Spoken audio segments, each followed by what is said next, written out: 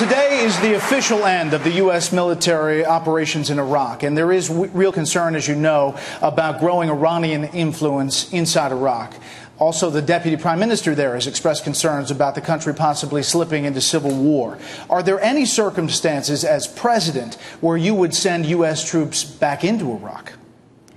Well, I think clearly the biggest mistake that President Obama has made, and there are many when it comes to foreign policy, has been the decision that he made regarding Iraq. He was essentially given on a silver platter victory in Iraq, and he's choosing intentionally to lose the peace. And we all know what's going to happen.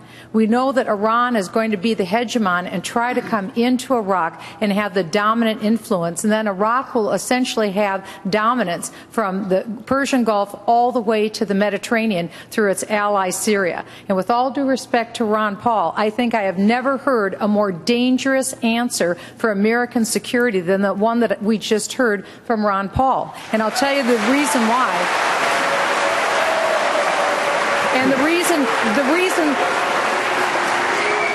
reason why I would say that is because we know without a shadow of a doubt that Iran will take a nuclear weapon. They will use it to wipe our ally Israel off the face of the map, and they've stated they will use it against the United States of America. Look no further than the Iranian Constitution, which states unequivocally that their mission is to extend jihad across the world and eventually to set up a worldwide caliphate. We would be fools and knaves to ignore their purpose and their plan. Congressman Paul.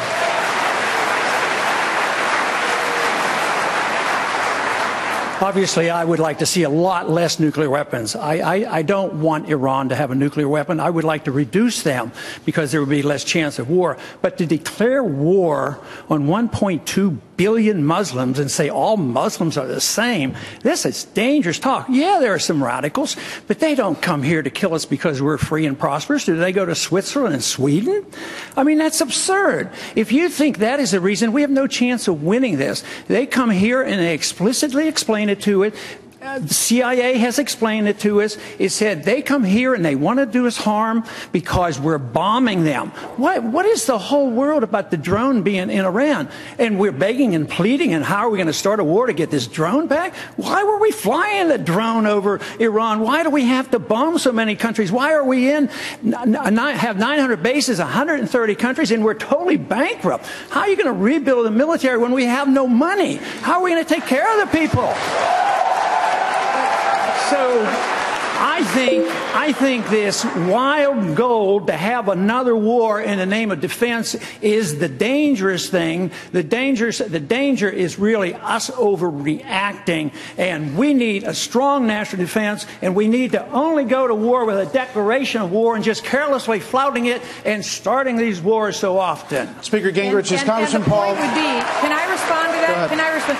And the problem would be the greatest underreaction in world history if we have an avowed madman who uses that nuclear weapon to wipe nations off the face of the earth. And we have an IAEA report that just recently came out that said literally Iran is within just months of being able to obtain that weapon. Okay. Nothing could be more dangerous than the comments that we just heard. All right, 30 seconds. There is no UN report that said that. It's totally wrong on what you just said. IAEA report. That is not true. They produced information that led you to believe that, but they have no evidence. There's been no enrichment of these bombs. If we agree with that, the United States people could be at risk of our national security. So I'd like to finish. If she thinks we live in a dangerous world, she ought to think back when I was drafted in 1962 with the nuclear missiles in Cuba.